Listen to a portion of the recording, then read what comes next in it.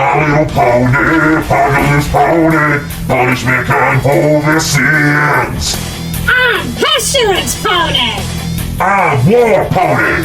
I'm Famine Pony. I am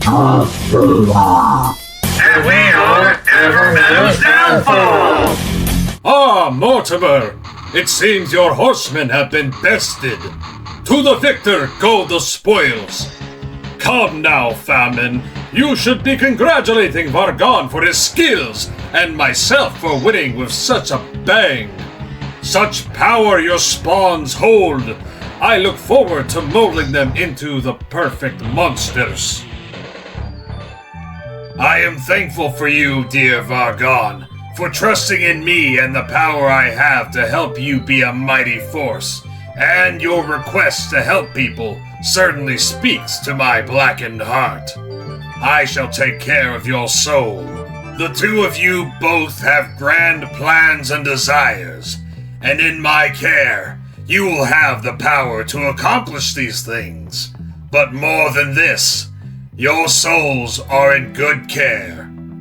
And on this day, I give a promise that you will never be alone. For we are the Horsemen of the Apocalypse, a quartet of destruction and bonded by fate. I am a god. My powers restrained by the one who bestowed them upon me. But famine, fortune, justice, and more are my domain. Therefore, the three of you determine what path we take from this point forward to thwart the devil. So what the majority vote, I shall accomplish, and no one will separate us. Very well, Dracula. Your servants have bested Vargon temporarily. You sent your troops to do harm to my people, my family, knowing full well who they belong to, breaking your agreement to me. The second in command of Hell's forces, and effectively the master of the material plane, who sends my sons of Asmodeus into Darkhaven to feed your starving peasants who once were under your care. They are little but breeding stock and food to your monsters, but even then, I nurture them. Now my horseman of pestilence was killed by your amalgamation of believed heretical souls from their own times. And to show you how much loyalty meant to the rest of us, the remaining of us tried to earn our beloved back, despite the fact that you crossed a line. I even offered you plenty of souls for compensation. Another challenge was issued, not out of desperation, but out of courtesy. To make matters worse, you forced Vargon to fight his friends, especially that you have now made his husband a widow. So, Dracula, all I wish to say is 5 hours. 5 hours? What does that mean? 5 hours. Dracula stood looking quizzical at the last sentence Mortimer left in Darkhaven. While bold and fearsome, able to destroy life with just a whim, this sentence still lingered over the next 5 hours. No matter what he did, he could not clear his thoughts entirely, but he had a job to do. Over said hours, Dracula was berated and mocked by his new disciples, yet that did not stop him from transforming the three into their new monstrous forms and showing them to his commanders of concepts. With Vargon, his flesh started to sprout several spores that covered him in a fuzzy texture. What followed was his body seemed to degrade until he was coated in sores and open wounds filled with maggots and fungus. A truly horrifying feeling and sight. And yet, this feeling is familiar to the powers Mortimer had bestowed upon him, though it feels like a cheap mockery of the control he once had.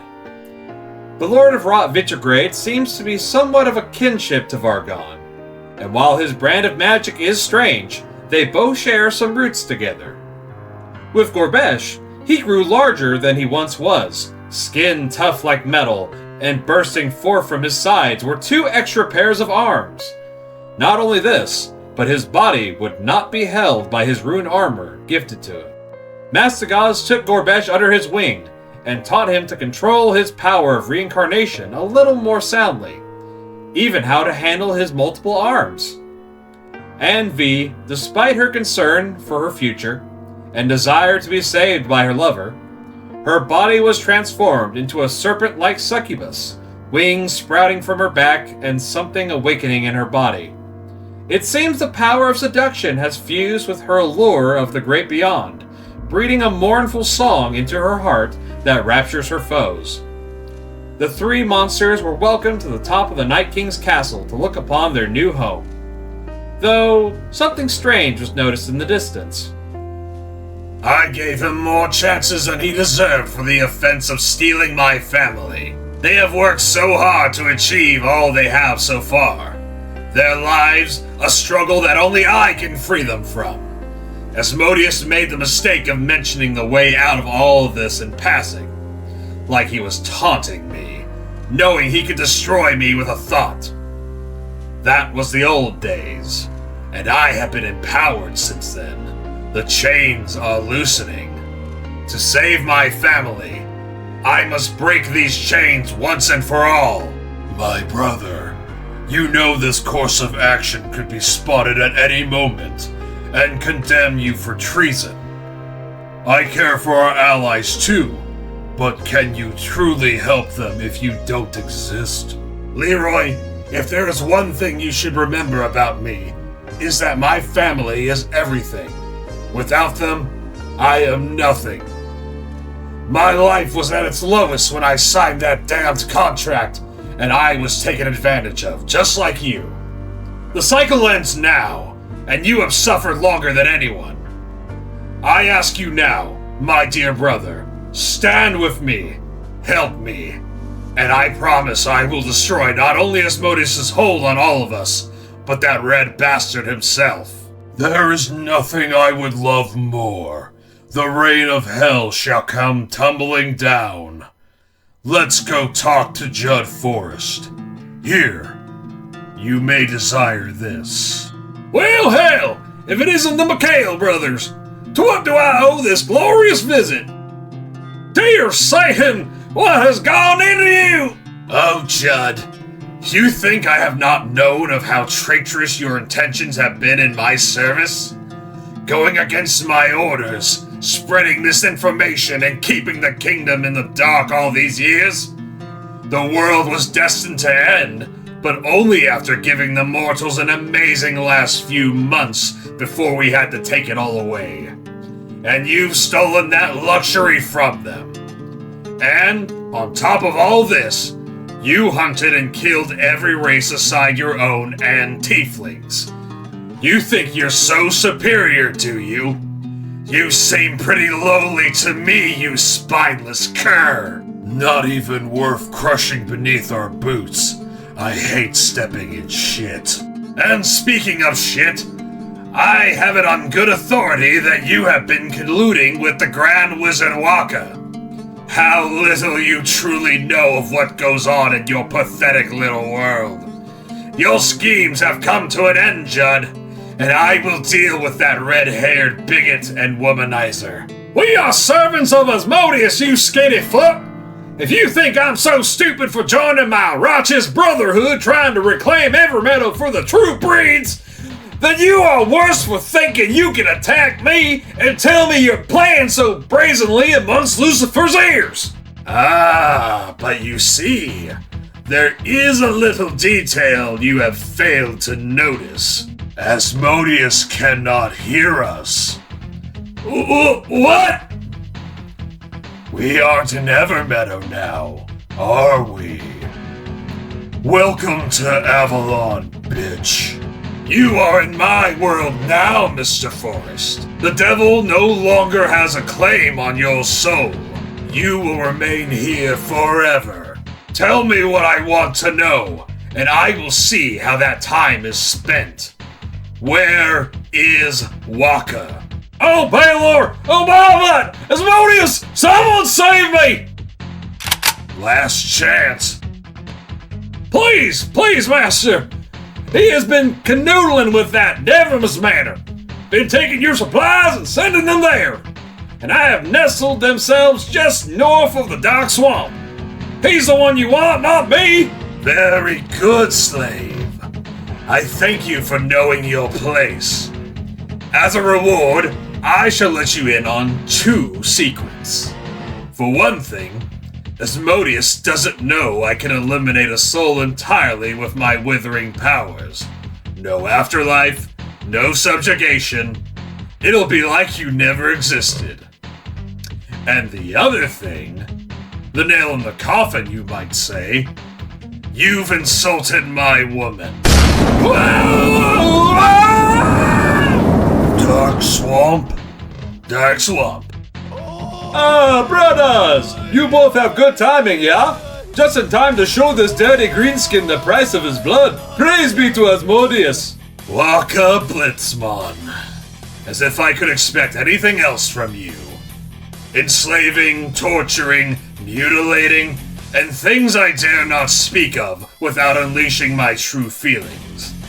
You certainly have built a legacy for yourself. Well, you and Judd Forrest anyway.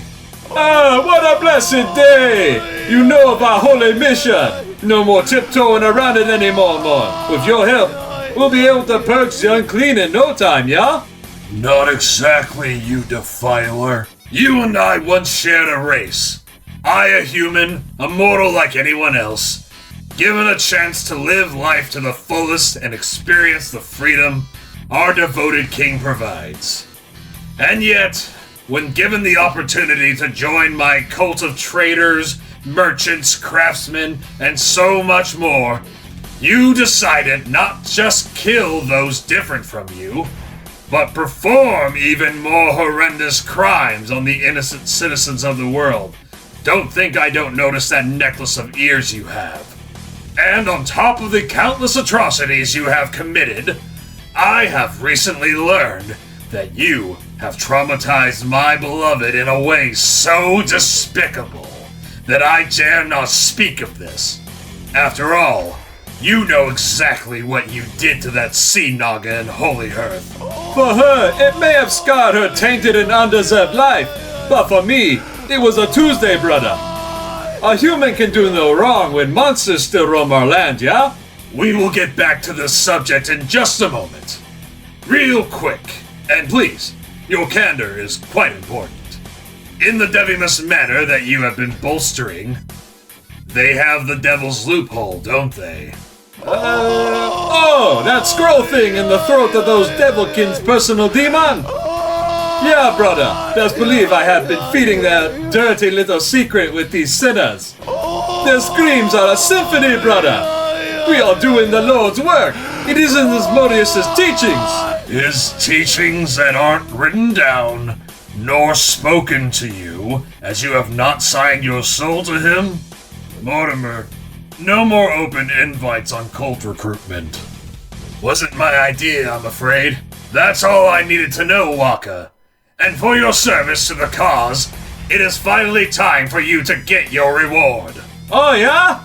Finally, brother! Power, riches, fame, glory, racial cleansing!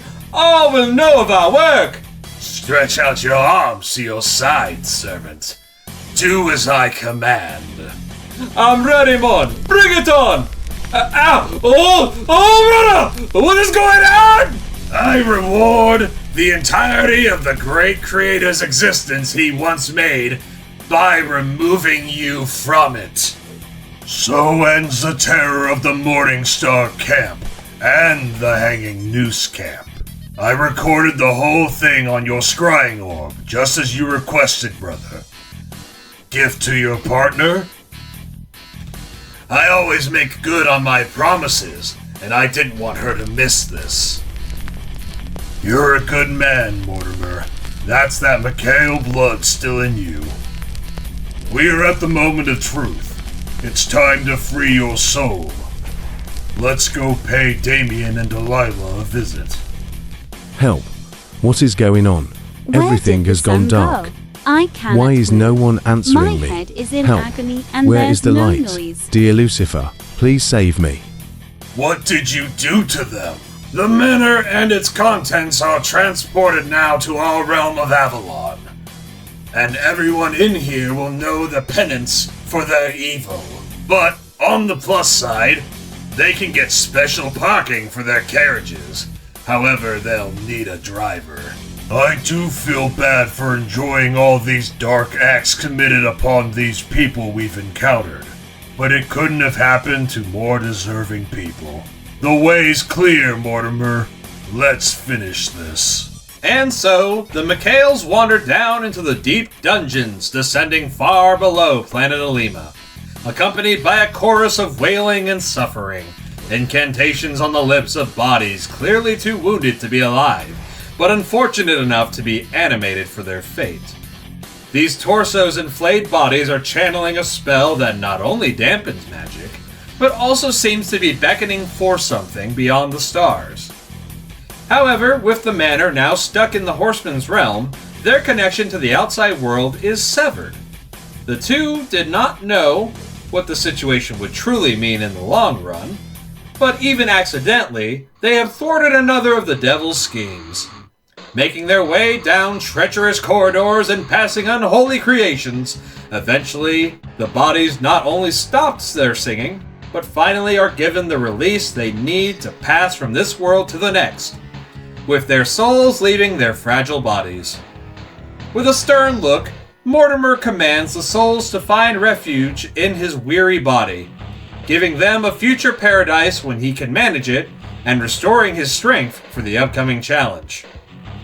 They pressed on, and before long, they reached the bottom of the manor's cavern, illuminated by hellfire being spewed from a disgusting and abhorrent demon embedded in the floor, its gaping maw acting as a portal to Bator, the burning hells. What atrocities have been enacted here? And what more surprising than all of this is a divine figure engulfed in flames, about to burn away the last shreds of its essence. His appearance is that of an elderly man who is crying out in pain, with no one but these two brothers able to hear it. He notices the two, and calls out, Please! Make the pain stop! I am already lost, my body corrupted and dispersing. A conduit to my father's realm to steal from his stockpile of imagination-made metal. Asmodeus has betrayed us all. You horned man. You had divinity thrusted upon you. Yet I sensed good in you both. I can't hold on any longer. Take of my soul. It is The deity is fading fast. The time to absorb its soul has arrived. I recognize you, god of magic and wizards. I speak the name of Azuth, as I welcome you within my soul. Your divinity shall not be claimed by Asmodeus. This I swear. And with your power, I now claim what the devil tried to bury long ago. With this stake, made of holy gold, I renounce all hold that my soul contract chains me to. Hoc promissanae magni creatoris absolutum soma debole pectalis. Plunging this relic of ancient times into his chest, pinning the last scroll of freedom made to separate from hell's fires, deep in his soul, the weight of his spirit's bindings finally burst, their chains and restrictions releasing Mortimer McHale's soul from not only Asmodeus, but unleashing the combination of God's powers within their complete form. For the first time in his life since he had met the Lord of Hell, he felt free, untethered. He achieved one of his long-awaited dreams this day, the same day his new family was held hostage. Sold his soul to bring his parents back to life, to become a monster in his own right as second in command of Hell's forces, meant to weaken the material plane for the end of days. And yet, Asmodeus could not fulfill his end of the bargain. But the price was paid all the same. Where could Mortimer and Leroy's parents be? A quest he would embark on when the time was right. Right now, we are on a deadline. Brother, are you alright? That gold seems to have absorbed into your body. Your presence seems much more radiant. The ichor that flows through my veins has been purified. Little did I realize how plagued my mind, my body, and my soul had been all this time. But no time for this now. Leroy, I must travel to Blasphemous. In Darkhaven, I will lay siege to Vlad's kingdom. I shall free their souls of his control, and I will destroy everything that false death avatar holds dear. And once I have absorbed every soul in Darkhaven, he will regret not only the day he was given life by Nyx and Raziel, but the moment the Great Creator allowed him to exist.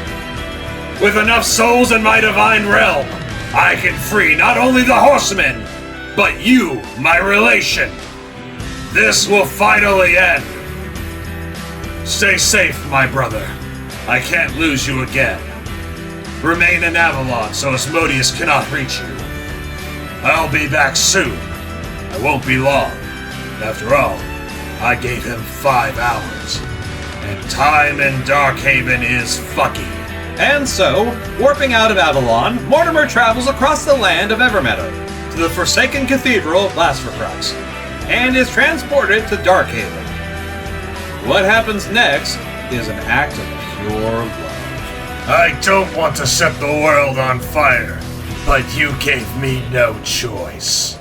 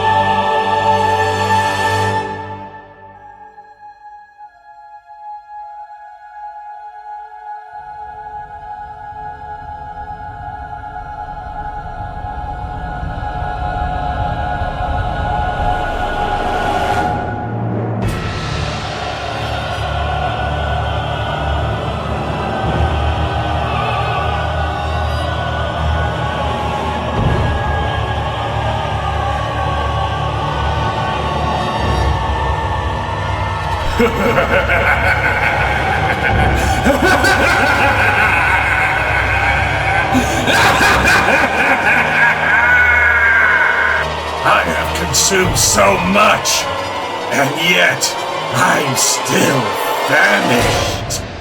Magnificent! Finally a worthy opponent!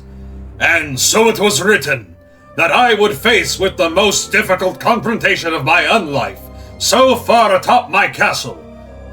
The deciding battle that shall either end my torment or allow me to conquer the material plane. Immortality for all! This world shall truly go out with a bang! Out with a bang? No. Out with a whimper. I'm glad you feel so confidently on your victory. I would have it no other way. However, your disappointment shall be immeasurable. I'm afraid for only a man can kill a monster. Once I was but a man, a son of 2 loving parents, and a brother to the kindest soul I've ever known. You have forced my hand, Vlad. Everything I've done, I have done for others. I had to lose, so that others and I could win. You clearly have not noticed, somehow, that your realm has been drained. Your mists consumed. Your souls flowed into my own. Your generals now my loyal subjects. Your treasures pillaged, and your castle has started to topple to the void I've created.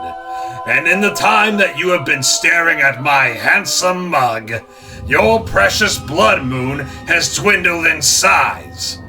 But I must thank you, Vlad, for without me tearing your realm asunder, I would not have found my parents.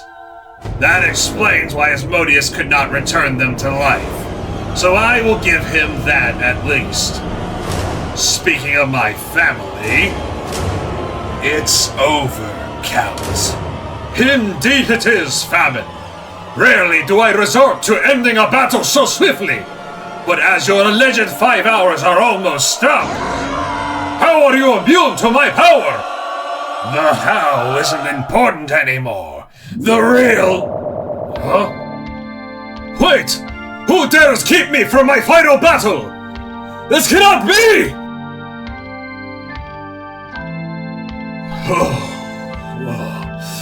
It seems there are forces at play that we have angered now. But more importantly, this setback seems to be fortuitous in its own way. My dearest, we just came from the realm of death, your realm. And now, we seem to be in a forgotten realm where your powers hail from partly, Vargon. A realm of pestilence, paroxysmal,